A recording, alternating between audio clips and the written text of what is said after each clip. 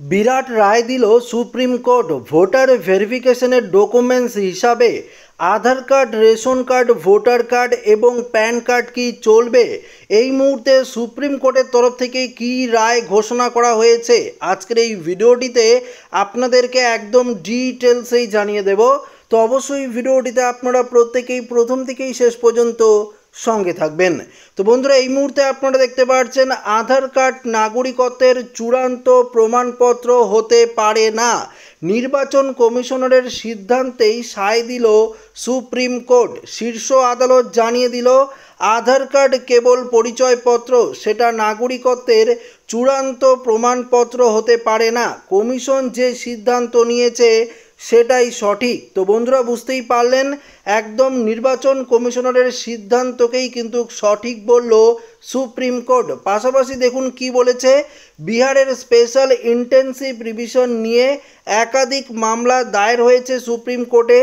এই সংক্রান্ত একটি মামলার শুনানিতে বিচারপতি সূর্যকান্তর নেতৃত্বাধীন ডিভিশন বেঞ্চ জানিয়ে দিল নির্বাচন কমিশনেই ঠিক আধারকে নাগরিকত্বের চূড়ান্ত প্রমাণপত্র হিসাবে গ্রহণ করা যায় না, এটা যাচাই করার প্রয়োজন পড়ে। ঘটনাচক্রে এই সুপ্রিম কোর্টের সম্প্রতি বিহার নিবিড় সংশোধনে আধার কার্ড যোগ করার পরামর্শ দিয়েছিল নির্বাচন কমিশনকে, কিন্তু কমিশন সেই পরামর্শ খারিজ করে জানিয়ে দিয়েছে বিশেষ নিবিড় সংশোধনে আধার কার্ড বা ভোটার কার্ড গ্রহণ করা যাবে না। তো নির্বাচন কমিশনারের এই সিদ্ধান্তকেই সঠিক বলে গ্রহণ করল সুপ্রিম কোর্ট।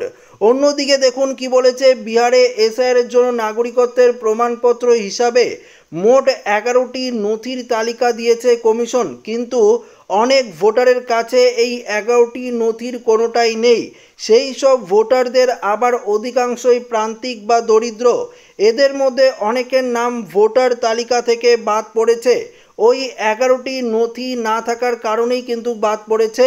ওই প্রান্তিক ভোটারদের কথা ভেবে অতীতে সুপ্রিম কোর্ট কমিশনকে দেখুন পরিষ্কার বলেছে আধার কার্ড, ভোটার কার্ড এবং এখানে বলেছে আধার কার্ড, ভোটার কার্ড এবং রেশন কার্ডকে এসআইআরের প্রমাণ্য নথির তালিকায় যোগ করতে বলেছিল, কিন্তু এবার সেই সুপ্রিম কোর্ট এই কমিশনের সিদ্ধান্তকে সমর্থন করে বলে দিল কমিশনেই ঠিক, অর্থাৎ নির্বাচন কমিশনেই ঠিক।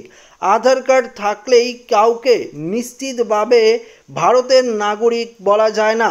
অন্যদিকে আধার ও ভোটার কার্ড নিয়ে পুরনো প্রশ্ন থেকেই যাচ্ছে। যদি আধার বা ভোটার কার্ড প্রাথমিক পরিচয়পত্র না হয়, তবে দেখুন পরিষ্কার বলেছে, তবে ভারতের নাগরিকত্বের প্রমাণপত্র কোনটি? তা কি জন্মের শংসাপত্র? সেক্ষেত্রে একজন নাগরিকের অন্যতম অধিকার ভোটদানের ভোটার কার্ড কিভাবে গ্রহণযোগ্য হয়? পাশাপাশি রাষ্ট্রের দেওয়া খাদ্য পণ্য পেতেও যে রেশন ব্যবস্থা, অর্থাৎ রেশন কার্ডের সঙ্গে আধার কার্ড সংযুক্ত করতে হচ্ছে। আধার যদি প্রাথমিক পরিচয়পত্র না হয়, তবে এর পেছনে যুক্তি বা কি? আধার বা ভোটার যদি নাগরিকের অর্থাৎ প্রাথমিক পরিচয়পত্রের মধ্যে না পড়ে, তবে ভোটার কার্ড আধার কার্ডের সংযুক্ত কারণের প্রয়োজনটাই বা কি? বিশেষজ্ঞদের বক্তব্য, এখনো পর্যন্ত এই বিভ্রান্তি দূর করতে পারেনি কেন্দ্রের বিজেপি সরকার। মাঝখান থেকে হেনস্থার শিকার হচ্ছেন সাধারণ মানুষ। তো বন্ধুরা, আপনারা বুঝতেই পারলেন, এবার ভোটার কার্ড, আধার কার্ড বা রেশন কার্ড, প্যান কার্ড এগুলোর নাগরিকত্বের প্রমাণ নয়। আপনারা কিন্তু এই কার্ড দেখে নাগরিকত্বের প্রমাণ অর্থাৎ ভোটার ভেরিফিকেশন করতে পারবেন না। ইতিমধ্যেই সুপ্রিম কোর্টের তরফ থেকে কিন্তু পরিষ্কারভাবে নির্বাচনকেই অর্থাৎ নির্বাচন কমিশনকেই সঠিক বলে গণ্য করা হয়েছে।